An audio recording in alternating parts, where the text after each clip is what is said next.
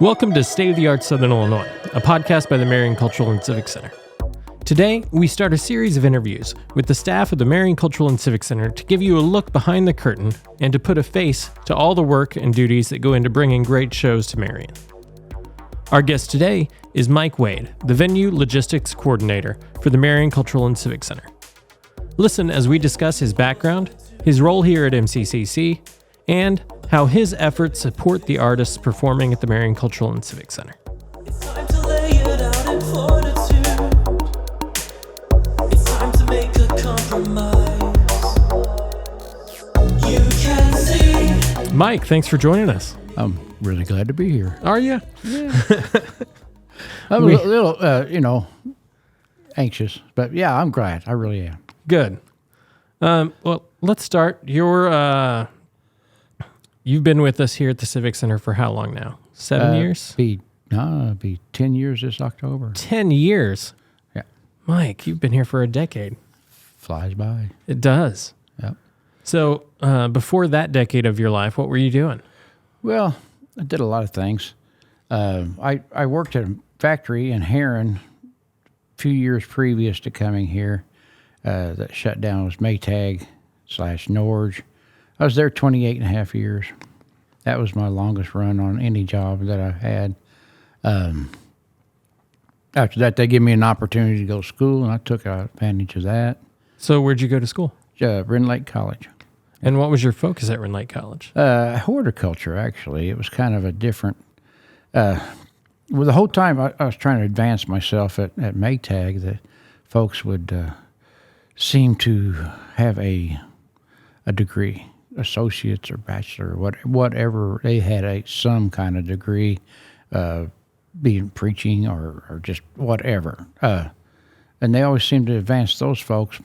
So I thought, well, I'm going to go, if I can go, I'm going to go for something that I really enjoy. And I'll enjoy the gardening and the whole aspect of the horticulture. Didn't necessarily think I was going to go to that as a career, but it was a whole learning purpose. At 50 years old, when you go back to school, it's learning. Yeah. Yeah. They had a great bunch of kids up there. There was a whole slew of people at that time that was going, and they had, there's the Maytaggers. We had our own, a few of us, and then the kids up there were great. They weren't cliquish or, look at these old guys. They helped you out, and a lot of times you didn't understand something, the new math especially. It was great. They were great kids up there. That's awesome. Yeah. So you really enjoyed getting your horticulture degree and learning more about plants and gardening and the cultivation of those plants. And I learned quite a bit. I think the other part of it was the curriculum, if I say that correctly, of the speech and the math and the other things that I took that I didn't care back when I was in high school. I could care less, but I enjoyed them, and I, pretty much got straight A, except for psychology. I should have read the book. I got a B, but I didn't read the book either. So there you go. So at that point in your life, coming to school later in life, you had a greater respect for all the different disciplines that you were looking at, and you don't think that would have been the case going to school for that whenever you were younger? No, I did not like school. I knew everything, Mm-hmm. My younger life was crazy. So, no, I wasn't ready for that maturity of a thing, as taking on that. I didn't have a discipline. I really didn't. But later in life, being married, having kids at home, and they also looked up to their dad going to college, So, yeah, they later on, my daughter did go to Wren Lake, so not horticulture, but she did go. Yeah. Well, good. Yeah. So you carried on with that horticulture in general, on a personal level. You've got a greenhouse at home. I do. And what types of things do you grow in there? Tomatoes and peppers mostly. Yeah. And we winter over porch plants. We'd call them house plants, but they live on the porch, and we winter them over. I tried selling a few plants here and there, it always ended up giving them away anyhow. So it's just I enjoy doing it. It's not so much that I was trying to make a profit from it. Yeah. But yeah, I built my own greenhouse and wired it, and it was quite elaborate. Yeah, so for a home-grown greenhouse, yeah, it was pretty good. That's really cool. And that's applied just slightly here at the Civic Center. You take care of all of the plants that we have in the lobby and our planters out front as well. Yeah, this year I always wanted to plant out there, and I had the opportunity this year to do it, and I was glad to do that. Yeah. Yeah, We're glad you did. It looks wonderful. thank you. So after going to school for horticulture, did you come and work for the Civic Center right after that, or did you do something else first? Well, I had a few other jobs, but nothing really felt at home. I was proud that they had actually asked me to come back and teach horticulture, trimming and pruning, and soil science. Not soil science, but lawn maintenance. It's like golf course stuff. And I actually got to go back and do that for a semester, and then I got hired on here, so I dropped that. It was quite a drive, too, for me. And so I dropped that and came here and started working. I think that's probably the reason I got an interview here was because, horticulture, why horticulture? I mean, it was a point of interest, that's for sure. Yeah. So, yeah, and one thing leads to another. Nothing is by chance in this world. Yeah, and I still remember seeing it on your application Right. that you had a degree in horticulture, and I just thought it was the most interesting thing, and it was part of. There's a good chance we would have brought you in for an interview anyway, but that's a good part of why I was so interested to talk to you. After that, you started here at the Marion Cultural and Civic Center. Yep. That's 10 years ago. 10 years, this October. Things have changed here just a little bit in that time. I have. So whenever you started in the role of custodian. Yes. And you are now the venue logistics coordinator. Yes. What in the world does that mean? Well, miracle worker isn't an actual job title, so they give me that one. It means I take care of bathrooms, scheduling of people for part-time. I take care of the tables. You need a table, you might get a table. So basically, it's anything and everything. You're over the facility as a whole, as a building. So the whole all of building. the physical assets of the building, you're over. Yes, and back, hospitality and the whole 9 yards. Basically, from helping out on the stage to, like I said, concessions, popcorn. And you mentioned the part-time workers. A lot of the part-time workers, you manage from a standpoint of them being part-time custodial workers. Yes. And so what is it like working with those kids? A lot of our part-timers are high school and college, it's a perfect fit for them because it's on an event-by-event basis and it's in the evenings and it works around their school schedules really well. But what is it like for you working with those kids? It's a driving force in my life. I mean, just being around them. I mean, there's some that you're going to need to do this and that, and there's some they're just a joy to be around. Mostly, a lot of them. I say all of them. I care about my workers. Yeah, you really treat them like family. Like, yeah, they we are. literally see you taking essentially like family and group pictures with them so that you can keep a picture of all the part-timers in your office. Right, that's a big deal. Yeah, we like doing that. The kids like doing that. They like felt like they're, a part of something here, not just somebody that comes in and sells popcorn or cleans toilets. They feel like they're a part of the Civic Center, and I couldn't do it without them. Well, they wouldn't feel like that without you. And well, thank you. And that's one of the, like you said, that's one of the magical things that you bring to that position is you truly make everyone feel at home when they're working here and a part of something and a part of a group to where there's almost like a fraternal nature to it, to where they feel they really are part of something. They are Right. part of their own organization within the Marion Cultural and Civic Center. I call them my kids. Yeah. Yeah, they're basically really, I feel as though they're, I care about them. I got some that drive a fur piece to get here. And I'll make sure they text me when you get home. Just make sure you're all right. Some of them half an hour to get home. And then that's late at night some of the time. At midnight, Yeah, I don't 1, always 2 answer them, a.m. but I Yeah. know they're there. Yeah. Yeah, and they know they're safe. So Yeah. and I'll get on to them if they don't text me. Hey, girls, come on. Let me know you're home. It means a lot. Yeah. Yeah. And And I think that in turn, that makes them, I feel better about them being safe. And I think that makes them feel better about working or coming in and doing things because they feel like somebody does care about them, not just a person that trying to get them to come in. not just how they're sweeping, but Right, how they are as humans. Yeah. Yeah. Yeah. I try to, make that a part of all my life anymore. Well, and I think that's something as a management skill that you possess, is this great quality to make it feel that way, because some people have to try really, really hard to make people feel like they're a part of something, but it seems to come so naturally to you. Well, thank you. So I just am who I am. Yeah. So you mentioned, we talked about the logistics and some of the things that you do, and you mentioned tables, but there's so much more to it than that. Right.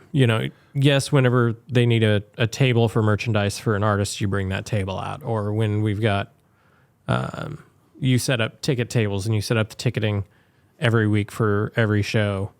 But you also mentioned hospitality. Oh, yeah. And so there may be a lot of people that don't exactly know what hospitality means whenever it comes to a venue like this. And so what does that mean? What do you do? How do you know what to get? A lot of times it's depending on the artist. Contract. Everybody has a contract, and even the promoters bringing other shows in has a contract. And on that, they call riders. And what that consists of is what the artist require for bus stock or. What do you mean bus stock? Well, they traveling around. They may need 50 pounds of ice, to put in their refrigerators or coolers on their bus, and that and catering. If some of them have dietary, things that they need to eat. They don't just peanut allergies or anything like that could happen on there, and that's always usually included in the rider, which is just a guideline. This is what we need, and this is what we like, and this is what we don't like. Sometimes they'll tell you that too. And we get quite a bit of different things on there. So whenever you're talking about what they like, what they don't like, you're talking about coffee, tea, soft drinks, food, water, yeah, fruit trays, meat trays, cheese trays, snacks, granola bars. Within that realm of that hospitality, like when do you have to have that ready? Depending on what time they're loading in. Sometimes it's 10 in the morning, sometimes it's 8 in the morning. And then they have times that they would tell you that they want to do lunch or they want to do, and how many. It's like we've fed up to like 30 people before, plus staff, a lot of that's catered. And a lot of times we've just went out and got food and brought it in according to what they desire. We go to local restaurants and get Thai. They like Thai. A lot of them do. And whatever, pizza. We go get pizza after the show. A lot of them want a pizza out there. Liquor. They want liquor sometimes. We provide that. Not all the time, but, we do. And all of that is listed out and detailed within their hospitality and rider. their rider. And then sometimes it's a guessing game. Or you can't find a certain potato chip or kettle corn or So it really drills down that specifically. Like there's some like name brand potato chip with a. I seem to remember there was one time where there was a certain tea that we had to have imported from England for someone. We had to order it weeks in advance, and I don't know. and there was a special tea that they had to have, and they weren't going to negotiate. They couldn't have anything else, and we had to order that in, and it got shipped here from England. I don't remember that. Yeah. But a lot of times they'll throat coat tea. Mm-hmm. A lot of the performers like that, or some of the ones had like a certain beer or cognac. Mm-hmm. Yeah, very, very. Very specific. Yes, and the wine sometimes is very specific. So yeah. I remember there was one blues artist pretty recently, big name that we had in here that he had a certain type of cognac that he wanted backstage, and we didn't get the right variety of that cognac, and we had to go back out and get a bottle that was $200 more. Yeah, because it was the specific type of that brand of cognac. And you know the funniest part about that, he drank it out of a coffee cup, a coffee mug, like a large coffee mug, and that's what he drank his cognac out of. So. And it just looked like he was drinking coffee on stage. It But did. he was sipping on cognac the entire He did, time. yeah, he sure did. And those little details are something that I find so interesting about every artist that come in here, because you really get kind of an insight into their own personal preferences and their own, Right. how they like to live their life and what they like to have available around them through what's in their hospitality rider. Yeah, I think the most I love about my job, I say I love my job, I do, is meeting these different, not artists, but even the patrons that come in, meeting all the different patrons and I got to know a lot of them, personally, just we don't go over to our house and eat, but just by name, and that means a lot to them, I think, too. And Well, and I think that speaks a lot of you, but that's one thing that, as director here, I take great pride in the general hospitality of the venue, that personal connection that we sometimes make, greeting people whenever we see them, Right. whenever we see them come through the door, saying goodbye to people whenever they leave, and giving that, that final touch of that Southern hospitality, if you will. it is. Exactly. Thank you for coming. Thank you for being a part of this. Thanks for spending your time with us. And I think that's so important to the overall experience, that people feel like they belong here. Right. Southern hospitality. That's when I say have a safe drive home, watch for deer. That's like, be careful. Yeah. Yeah. Same thing. Tell people that every show leaving. Have a safe trip and watch for deer. Southern Illinois. You never know when you'll meet one. Mm-hmm. So when you've been doing hospitality, are there any crazy things that you can remember that were listed on a rider that were so hard to get, but they had to have that specific thing? A lot of times, black Solo cups. It's not. I mean, we have to order them, and black Solo cups. Like you mentioned before, there's certain wines and stuff. I don't know about. I know I've heard horror stories about no green M&Ms, but that's just. I think a lot of times people are putting that on a rider just to see if you're reading it. You're right. Yeah. To me, it's what's called a attention getter, a reading clause, to where whenever you are asking, whenever they're advancing a show with you, which advancing a show is when the production or tour staff calls someone from the venue and we talk about what they need when they come in and what something like that, a green M&M clause, is something to make sure that you've read the rider and make sure that they know that you've actually paid attention to what they want and what they need. And haven't just blown off the whole thing and saying, okay, here's some water and Cokes. My favorite one that I know of, and it wasn't on a rider for us, but it was on a rider for an event at the arena in Carbondale. And it was a popular jam band, and they asked for a well-tempered, mature collie in their dressing room 1 hour prior to the show. That's funny. And whenever you asked them about it, they said, please don't put a dog in our dressing room. We just want to make sure you read it. Yeah. But it's that clause. It's that way to make sure that they know they'll be taken care of whenever they're there. Right. If you've already read that and say, hey, I'm not going to get you a dog. Yeah. Yeah. Okay. I don't have any dogs. Or they may want a couch in their dressing room and never Yeah. even go in the dressing room. That just one of those things. You never Yeah. know whether they're more comfortable on the bus or Whether they're more comfortable on the bus or whether they're being extra careful with presence of COVID at the time. oh yeah, that's and kind of trying to keep themselves isolated. That's all a part of it these days, because if the main talent has to isolate because of COVID, then everybody else on that tour doesn't get paid for that many days. right. Because you only get paid for the gigs that you do.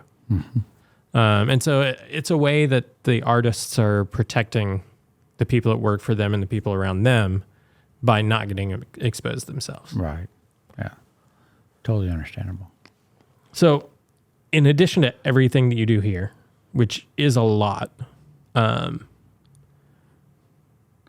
you schedule all of the part-timers, all of the part-time custodial staff, Yes. concession staff. Yes. You work with Derek to Ticketing. schedule the bar staff and ticketing staff as well. Yes.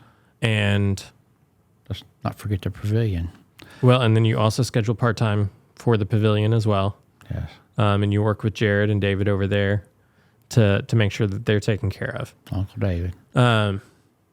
So with that, obviously you're not just taking care of this facility, you're also scheduling for the pavilion, but then there's a new venue here in town that you're also working on.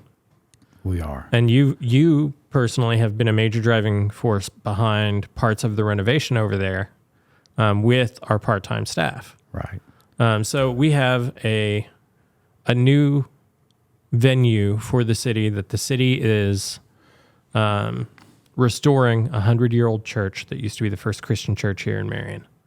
And you personally have been pulling carpet, cleaning up after pulling the carpet, sanding stairs and Still sanding trim, sanding, yeah.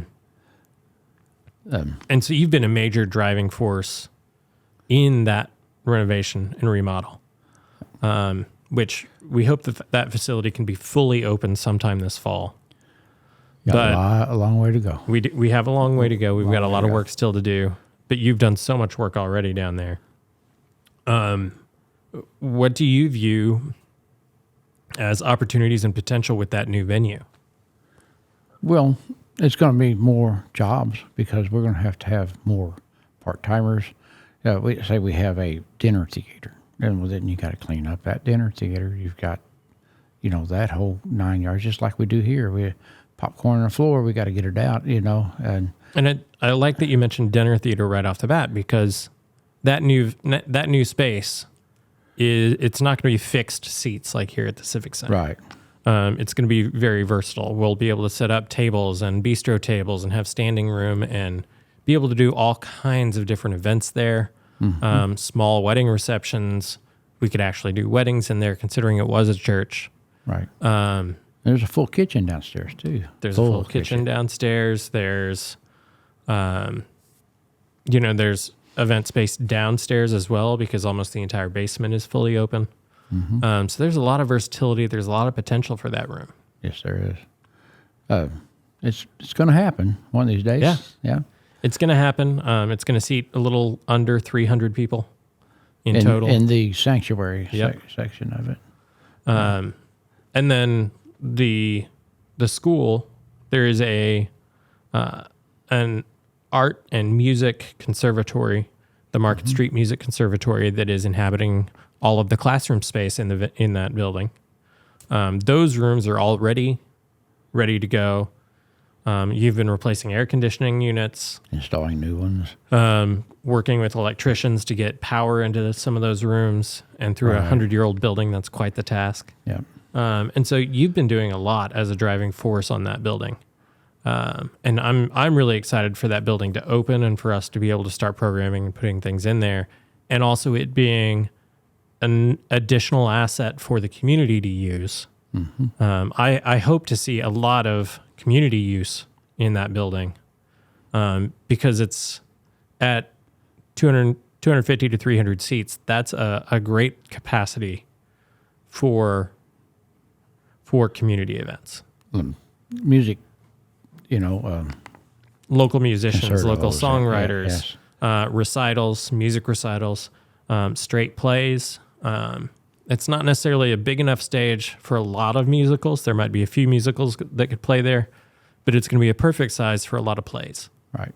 And so it'll give the community a space to have plays and to have things like that the community can be involved in, which I think is really neat. It's going to be a good one. Great when it's done, yeah. And it's the other great part is that, with a play, you don't have to play to a house of 1,100 people or 1,100 seats. Mm-hmm. You can play to 250 seats, where if you only sell 100, then it's half of the house, and it actually feels really nice for a play in there. And be up close and Yeah. I mean, it's not a huge spacious area, but it would be cozy. Yeah. It's cozy. And the acoustics in that room are wonderful. Yes, and so they are. I really look forward to everything that's going to happen with Market Street Hall, which is going to be the new venue that we're working on. So It'd be great. So what would you say is your absolute favorite thing about the Civic Center and working here? Absolute favorite. Meeting people. You meet everyone you meet. Everyone is for a reason, and I get to meet all kinds of people here. I mean, all steps of the work of life, and everything. It's just watching people is a thing too. It's kind of a people watcher.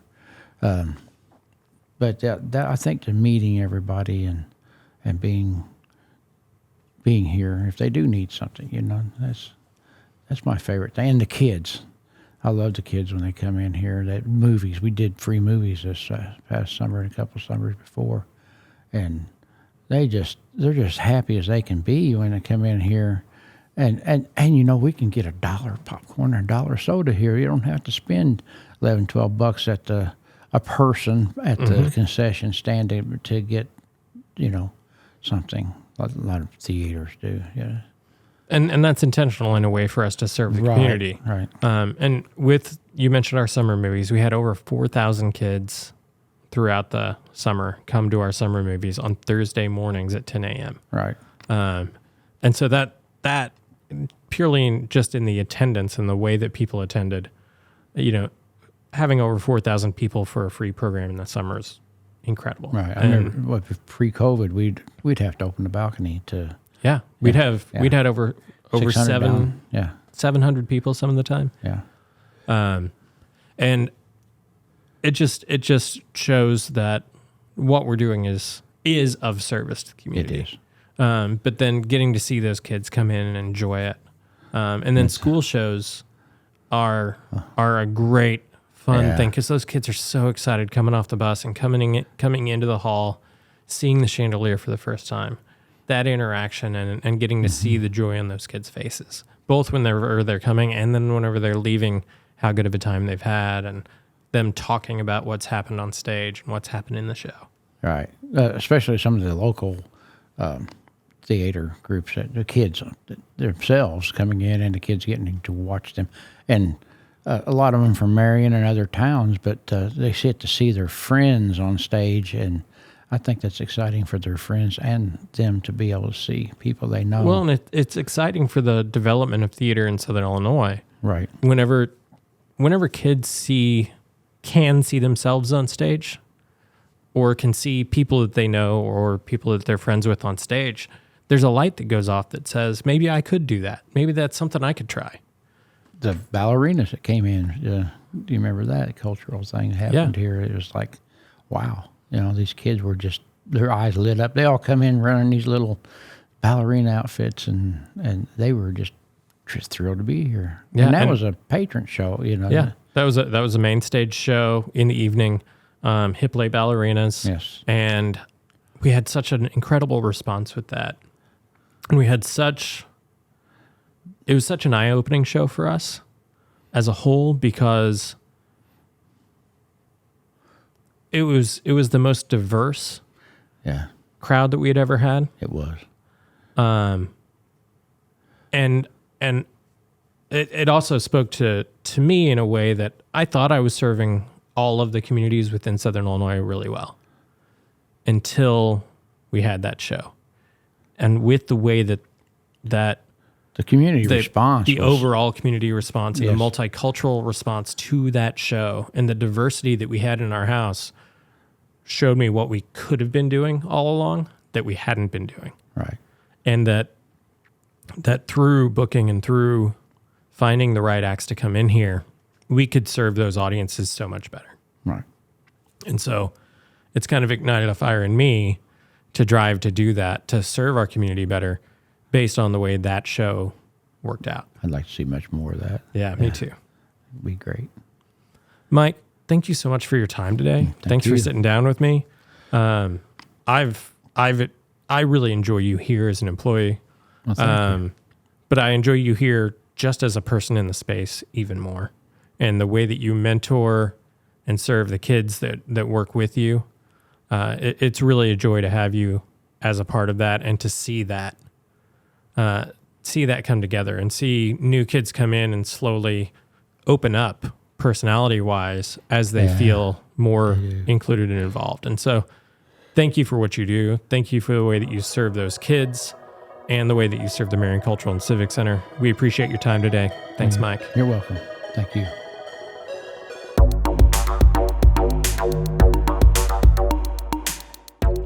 Thank you for joining us for State of the Art Southern Illinois, a podcast by the Marion Cultural and Civic Center featuring local artists, artisans, musicians, arts organizations, and arts events in Southern Illinois, as well as touring artists coming to the Marion Cultural and Civic Center. Special thanks to Mike Wade for his time speaking with us today, and a special thank you to Wingtips for providing this episode's soundtrack. Join us every Thursday morning for a new episode on Facebook, YouTube, or whatever audio podcast service you prefer. And now, for Crystal Clear, by Wingtips in its entirety.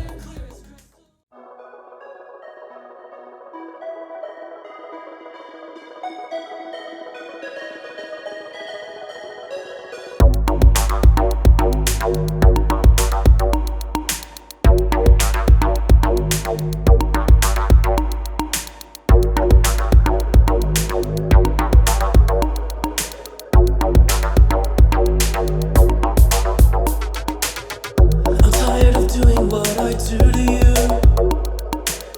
I'm tired of living through these lies. It's time to lay it out in fortitude. It's time to make a compromise. You can see right through me. I'm here clear as crystal with all sincerity. You can see right through me. I'm here clear as crystal, no false security.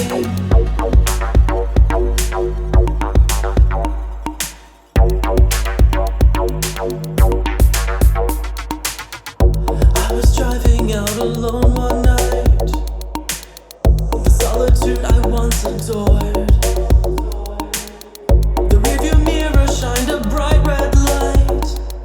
Reflected a face I just could not ignore anymore. I couldn't help but villainize myself for all the times where I lost trust. I had to put that person on the shelf. The ghost that suffocates the truth, left in the dust. You can see right through me. I'm here clear as crystal with all sincerity. You can see right through me. I'm here clear as crystal, no false security. You can see right through me. I'm here clear as crystal with all sincerity. You can see right through me. I'm here clear as crystal, no false security. Words of gold mean everything. And even if a seed of doubt spills out, I'll see it clean.